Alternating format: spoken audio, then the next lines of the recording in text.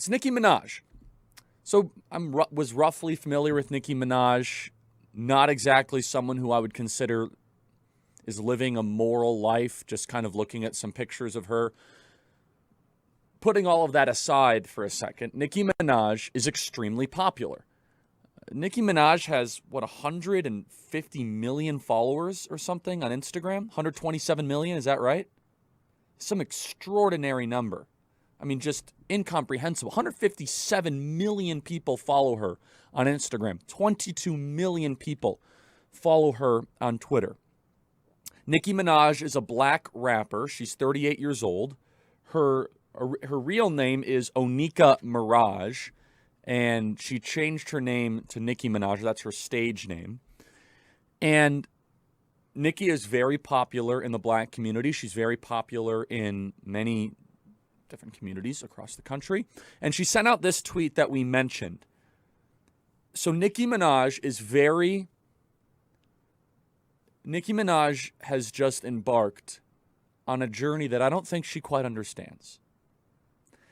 Nicki Minaj is now participating in what Joe Rogan fell backwards into what Eric Clapton has fallen backwards into, which is all of a sudden looking around and saying, wait a second, what's really going on here? Why are you forcing me to take medicine I don't want to take, and you won't even answer my questions? Why are you not allowing dialogue and discourse, and you're trying to control my body?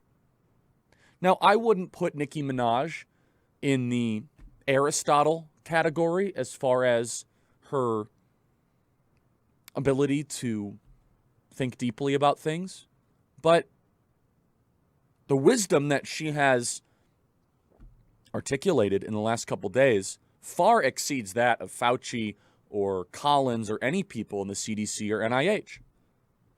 So Nicki Minaj tweeted this tweet out, which broke the internet. My cousin in Trinidad won't get the vaccine because his friend got it and he became impotent.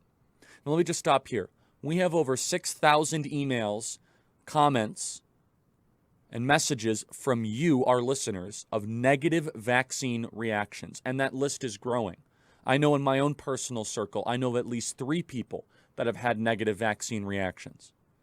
And Brett Weinstein, evolutionary biologist, doctor formerly from Oregon, Evergreen State University, he had an amazing podcast that got taken down by YouTube where he talked about this.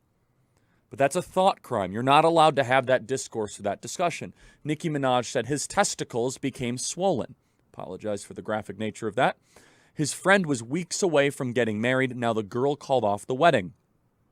So just pray on it and make sure you're comfortable with your decision, not bullied. She wasn't telling people not to take the vaccine. She wasn't telling people anything false. She was just saying a first-person story, and she said, pray on it. Oh, you're not allowed to say that. Telling people to pray on something, it's a thought crime. And what has happened in the days since is that Nicki Minaj, who has just regular common sense and street smarts, not about everything, but obviously about this topic, she is now experiencing the wrath of the media industrial complex, the pharmaceutical industrial complex. And based on her recent social media commentary, she's very confused why all of a sudden she has become the target of so many different forces. So Nicki Minaj has doubled and tripled down. I got to give her great credit. I thought she was going to back down and do kind of what celebrities almost do. I thought she was going to pull a John Cena. Now, let this be said for the record. Nicki Minaj has bigger whatever than John Cena. A lot more courage than John Cena. I don't know if you remember John Cena. John Cena said something about Taiwan, backed down immediately. Nicki Minaj just says, hey, my cousin became impotent because of the vaccine, and everybody goes after her. They say, you're an anti-vaxxer. You are going to kill people. Joy Reid starts talking jive on television after her. But Nicki Minaj is different because Nicki Minaj can't be controlled by the masters of the universe. They tried to suspend her from Twitter. They tried to kick her off of social media because of what she said. Producer Connor tweeted something out where he said Nicki Minaj is based or Nicki Minaj is right, and he lost access to his Twitter account for 12 hours. You see, that is what this regime is doing. They are clamping down on resistance. And also, it's Nicki Minaj's cousin's friend, not her cousin. Just want to make that clear. So Nicki Minaj did this Instagram live video. To give you an idea of how popular she is, she had 90,000 people watching an Instagram live video of where she was just literally the phone was just showing her ceiling and she was talking. Cut 77, Nicki Minaj says the obvious, something that we've been saying on this program for years. It's scary when they say you can't ask questions about anything. Nicki Minaj, welcome to the revolution. Cut 77. I simply said we should be able to ask questions and speak. And it's scary when they start telling you you can't ask questions about anything. Of course you can't ask questions about anything. Nicki, you're a little late to the party here, but welcome. In a unusual turn of events, we now have this broad-based coalition of people that are together, of Robert F. Kennedy Jr., who's asking questions. Again, I don't endorse everything he says. I just think it's interesting. The son of Bobby Kennedy is asking questions. Joe Rogan, who's an independent podcaster. Nicki Minaj and Eric Clapton. But do you know what Joe Rogan and Nicki Minaj have in common? They're not controlled by corporate oligarchs. They're not like Don Lemon on television, who is without any sort of reasonable talent and just does what he says does what he said he's supposed to do. Just do what you do, Don. Just say what you're supposed to say. But Nicki Minaj, this all came out because of the Met Gala, is the reason this whole thing came out. The same Met Gala that AOC wore the Tax the Rich dress, and all these people had all these outrageous outfits. And people said, well, where is Nicki? And she said, I'm not there because I'm not going to be forced to get vaccinated. And it really does beg the question, if you don't control your own body, are you free? When you try to build a government, the ideal form of government in a free society is one that is based on persuasion and convincing people, not on force. Inquiry, not force, is how you unify the country. Joe Biden promised in his inaugural address, we're going to bring everybody together. He's done the opposite. And Nicki Minaj, someone with a very morally questionable lifestyle, all of a sudden has said what those of us that are in the freedom fighting fight have been saying for quite some time, which is, why are you forcing me to do something without answering my questions? And then why all of a sudden are you slandering me in public? We're going to dive deeper into this because for some of you out there that are just listening on radio, never heard of Nicki Minaj before, this is a cultural earthquake because Nicki Minaj, just like Goldman Sachs, she's too big to fail. They can't cancel her. Just say no. Just say no. Just say no. Just say no. Just say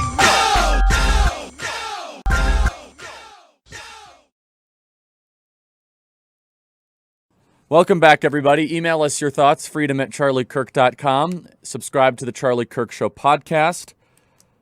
I do have to say, I have great amounts of respect for Nicki Minaj after the last couple of days. We'll see how she handles it from here.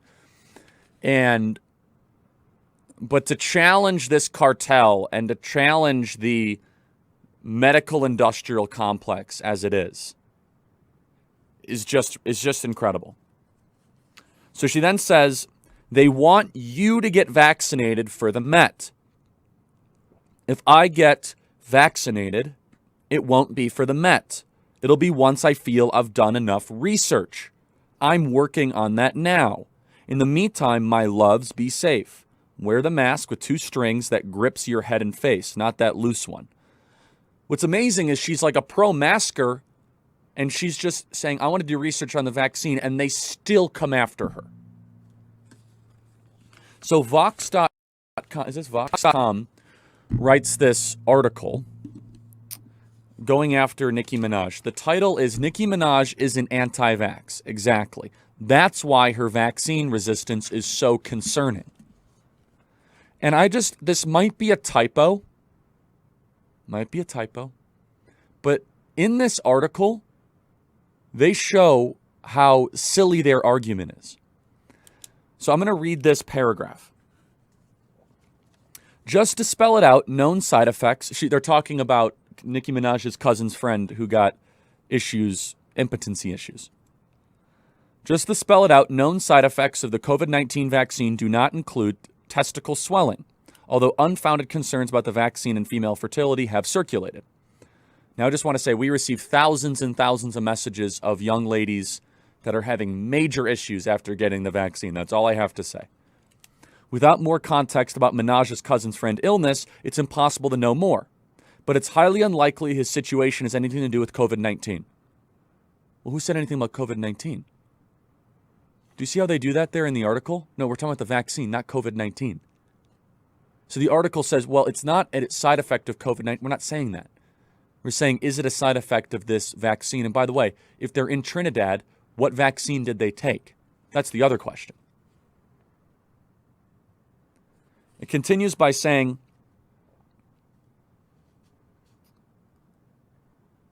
it doesn't help that some of that disinformation has come from trusted public institutions, including during the Trump administration from the U.S. president. Okay, disinformation. You mean like Fauci saying wear a mask and not wear a mask? You mean like Fauci saying that it could be on surfaces for up to 5 days? Is that the disinformation you're talking about? The Vox article continues in saying, the do your research and decide what's for you approach that celebrities like Minaj seem to be endorsing is a disingenuous view. It undermines centuries of epidemiology and important work to fight diseases by suggesting that vaccines safely boils down to how you personally feel about vaccines. But the question of whether vaccines are safe isn't up for debate. The answer is simple. Yes. You see that? Now, let me just act as if this article doesn't say vaccines. The do your research and decide what's right for you approach celebrities like Minaj seem to be endorsing is a disingenuous view. It undermines centuries of eugenics and important work to try to sterilize women by suggesting that preventing idiot women from having children, how you feel about that is irrelevant. But the question how you feel about sterilizing idiot women isn't up for you to debate. The answer is simple. Yes. That's how that paragraph would have read in the 1920s, because that's what we did. Did you know in the 1920s, based on a decision in 1905, I think it was Jackson v. Massachusetts, we'll get the exact Supreme Court decision, it allowed the precedent for 60,000 women to be sterilized against their will. Yeah, it was Jacobson versus Mass, 1905. Thank you, not Jackson. Jacobson. And these were called idiot women. 60,000 women were sterilized in the 1920s against their will. Free thinking, discourse, dialogue, inquiry, Socratic debate is the foundation of Western civilization. If I were to ask somebody, hey, can you prove the heliocentric theory of the Earth? Actually, you can. You can prove it in a variety of different ways. Hey, can you prove force equals mass times acceleration? Absolutely. Hey, can you answer my questions about the vaccine? No, the answer is simple. Yes. Sit down and shut up, and you must take it.